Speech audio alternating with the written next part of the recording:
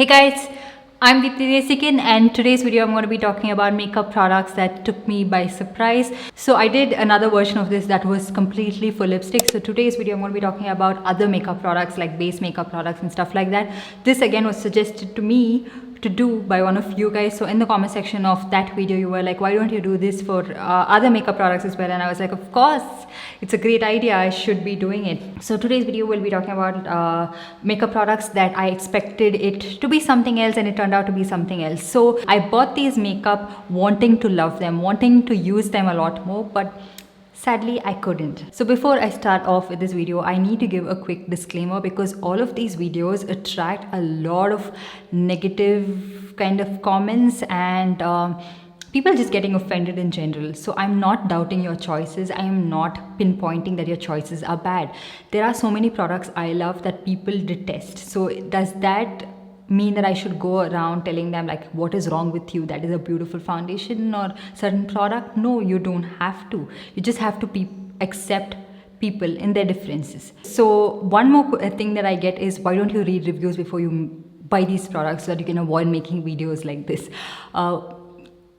One thing is, not all reviews mention certain points that I'm going to be talking about in this video. That's why I am doing this video. So in case there are certain products that you were planning to pick up and you didn't see anyone else mention, chances are maybe I am mentioning it, and if I can help you save your money, why not? But if you still like these products, go ahead, continue purchasing them if you want to, continue using them if you want to. I'm not asking you guys to stop using them. And then another thing that I get told is that I have used so much of different makeup, high-end makeup, and this makeup is so much better than all of that. You need to accept your mistake and stop talking about it. Why?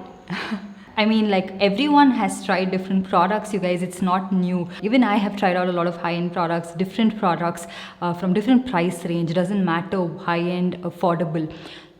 If something doesn't work out, and there are some points that I want to mention, I am still going to be doing it irrespective of if you like it or not, because this is my job and this is what I have to tell. It's my opinion, my personal experience and everything. So if you want to share your opinion and your personal experience, I would recommend please do so in the comments, but just be a little bit gentle, a little bit kind.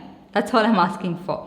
I'm human too. When you read those kind of passive aggressive comments, it just doesn't feel good after putting in so much effort and filming certain videos, editing them out, planning out the content, and then reading these kind of things where people call you an idiot, people say you don't know what you're talking about. Criticism is different. Like, if there's certain things you don't like, you can let me know, but straight up bashing someone, calling me names is not good. So with that big intro disclaimer, let's get into the video. First one I'm going to be talking about is a primer. This one is the Wet n Wild Photo Focus Dewy Primer. I know I've mentioned about this quite a few times, but the first time I got this, I was surprised. Okay, so this product, you have to shake it up really well, otherwise there's sort of like a separation in pigment where it does have a little bit of a white tint to it when you apply it on your face, and it doesn't look really nice underneath any foundation because it alters the tone of that foundation that you wear on top of this. So a lot of people recommended this as a dupe for the Becca backlight priming filter, so that is the reason I got this one, and it turns out it's not like that at all. So I don't know how that was inferred, because it doesn't add any sort of dewiness to your skin. It doesn't add any sort of dewiness underneath your foundation, and doesn't make your foundation look glowy or, you know, that soft filtered look that the Becca backlight priming filter has. This one doesn't have that. So firstly, I was really surprised with the tint, which I didn't expect it to have, and then the effect of it. So the next one I'm going to be talking about is the Flower Beauty Light Illusion Foundation. I have this one in the shade what is this, Tawny.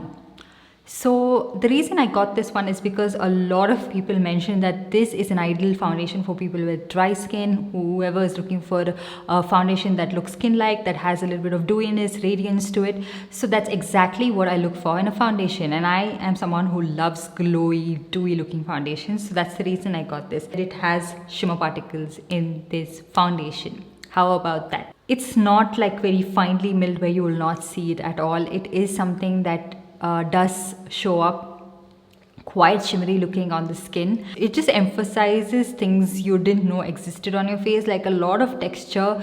And most of the times, like right now, I do have texture, but this foundation doesn't exaggerate it. It is there. It's not going to mask it. It's not going to cover it, but it's not going to like show things that you don't want to be shown, right? Like not exaggerate certain things that this foundation certainly does. I don't know why, I just felt like my face was looking dirty after using this foundation. It is not subtle at all. It's not something that you cannot see. Like it's not like the MAC Strobe cream where it's finely milled. It's not like the Becca primer. It is not like any of those if those glowy products that have a little bit of glow to it but not shimmer, glitter, nothing of that sort. But this one sadly does. Like if I swatched it on my hand, and after a while you can see all the shimmer on it. So next up, let's talk about some concealers. The Maybelline Fit Me concealer, I think I got it on the first or second day of launch, and I was so excited for this because I am someone who I have a lot of pigmentation around my mouth. I do have dark circles, and the whole point I got this concealer is to mask that up. And the people who were showing it, it was just looking so good. And it's not anybody's fault. It's just that some people don't really have that much of pigmentation or under eye circles to mask up, so it looks really nice on them. So if you are someone like that, I can definitely see this working for you. But if you have any sort of pigmentation and you want coverage, this concealer would not give it to you because it is very, very light in coverage. And somehow I didn't know that. From videos, there's only so much you can infer, and I couldn't guess that this was sort of like a light coverage concealer. And then the Maybelline Instant Age Rewind Dark Circle Eraser Concealer. How many times I've heard people talk about this. Before you exit this video, wait for my opinion about this. I have something to say. The Maybelline Instant Age Rewind Concealer, I saw this was everybody's favorite concealer.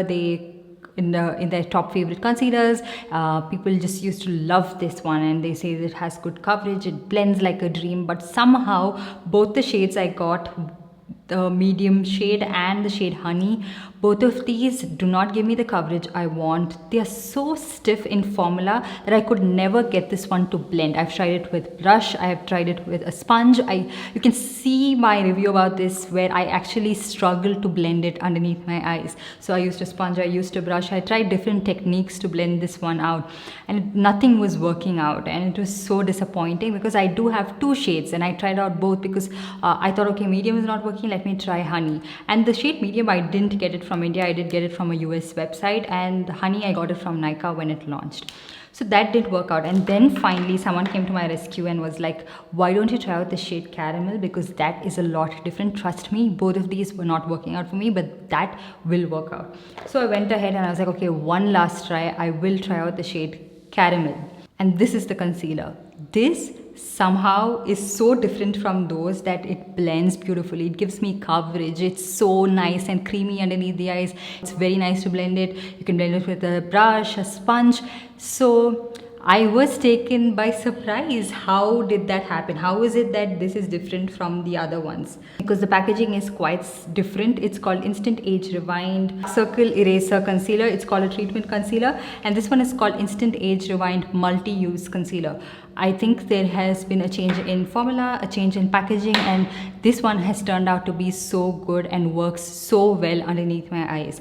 And if at all you wanted to try it out, if it is in this packaging, I think you can try it out. I'm not sure if the shades Medium and Honey are still the same, but the shade Caramel is beautiful. And this one is a little bit dark for me, but I can manage. I can just somehow get it to work. But those, no. But see, something nice came out of this video. Next up, I have a couple of like highlighting products. The first one is the Pixi by Petra Chloe Cosama Duo. Is that how it's? I don't even know if that's how you pronounce this, but this one is in the shade Delicate Dew. So whenever I saw this recommended, mostly on like international YouTube channels, like some other YouTubers, they always mention that this one is a very natural looking highlighter, and that's the reason I actually picked this one up. So when you apply it on your skin initially, it does look very natural, like very smooth, very creamy, very natural looking. But after a while, I can see a lot of shimmer just like scattered around my cheek area. See, I'm okay with highlighters that has shimmer particles in it, I have a lot of those. That is okay. They are like finely milled and they blend in with the pigment of the product. It's not like there's a pigment here and then there's shimmer all over the face where it's scattered. That's what happens with this one, and that way I feel like it emphasizes my texture a lot because you can see those shimmer particles. Whereas if you take any other highlighter, which I don't have any right now, like Wet n Wild Precious Petals or any other highlighter, the pigment and the shimmer are like in one place. They are blended and they don't move around. The shimmer particles doesn't move around. That's my point. That's what I'm trying to say. This one, it just moves around, and after a while you'll just be like, why is there so much shimmer all over my face? And then you'll realize it's this one. And then another one that was again recommended as a natural highlight is the Wet n Wild Mega Glow Halo Liquid Highlighter. This one again is not as natural looking as I like it to be. So what I do with this is that I don't really like to use this on my face because I feel like again it's just emphasizing things I don't want to be emphasized. So I just use this as a body highlighter. So if you want to like highlight your body, your shoulders, your décolleté, your leg, your arms, you can do that. Again, the shimmer particles are pretty prominent even on your body. Yeah, probably mix it in with your moisturizer or something. If you already have this and you're not wondering what to do with it, you can try that. That's what I used to do. As long as it's not on my face, for me it's okay. So this is one thing that I thought it is a very natural looking highlighter, and that's the reason I picked it up, and I was really surprised. And another one is the Maybelline Strobing Cream. This one is in the shade Nude. So this one was said to be a dupe for the MAC Strobe Cream, which I have done a video comparing and busting popular dupes. So I will link it right here for you guys to watch. This one is nowhere similar to the MAC Strobe Cream. But it's if you want to take it as a normal cream highlighter with a lot of shimmer particles to it, then it's fine. It's not like a bad product. It's just that it's not as natural looking as a MAC Strobe Cream. It does have its fair share of shimmer particles. It's not as subtle, and it does look a little stark on the skin as well. So just keep that in mind. And if you're okay with cream highlighters that have shimmer particles that are a little bit visible, you can try this one out and you will not be disappointed.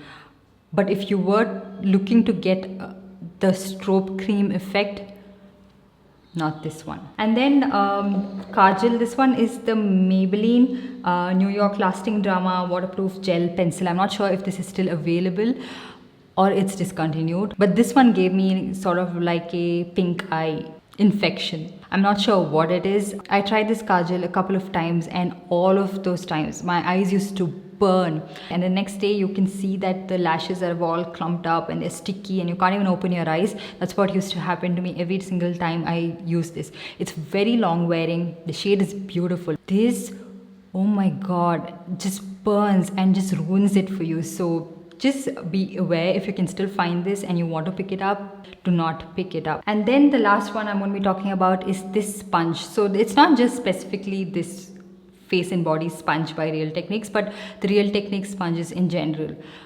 Everyone tells how squishy, how soft these are and how they blend your foundation, but for some reason these are really like hard. And I got my first Real Techniques sponge from an international website, Feel Unique, and this one I think I got it from Nykaa, but both the times it's been the same. It's very dense. They don't have that squishiness that you would want to blend your foundation. Like this is the LA Girl sponge. You can't find this anymore, okay, by the way. This is discontinued, but can you see how they go like that? Squish, squish, squish. But this one, like, this one is like, I'm trying to explain it with sound effects that don't even make sense, but this is really rigid and it just doesn't do it. So I saw Casey Holmes use this one a while back, and I was like, okay, fine, this is a beautiful sponge because it's so big, it can like get the job done in no time, and I can blend things very fast. Even if I had to blend it on my body, like if I have to use like a foundation on my body or like a liquid highlighter or something, I can get it to blend. But no, it's really dense and it makes it very hard to blend the foundation, very patchy and not the best sponge. And for everyone else it's working, it's soft, it's spongy and it's nice, but for me it's just too dense. So yeah, those were all the products I wanted to talk to you guys about, and I hope you guys enjoyed this video. Let me know what are the products that you saw online and wanted to pick it up, and when it arrived, you're like, okay, what is this? Like, what was the surprise factor in the product that you got? I would really like to know. And let me know if you like me to continue doing these kind of videos, or are you offended? Let me know in the comment section down below. And while you're at it, if you did like this video, give this video a big thumbs up, and also subscribe to my channel and hit that notification bell so you're notified every time I upload a new video. And I'll see you guys in my next one. Bye. To all my ladies who got a brother that doesn't treat them right, put your finger right in his face and tell that man bye-bye, I'm too fly.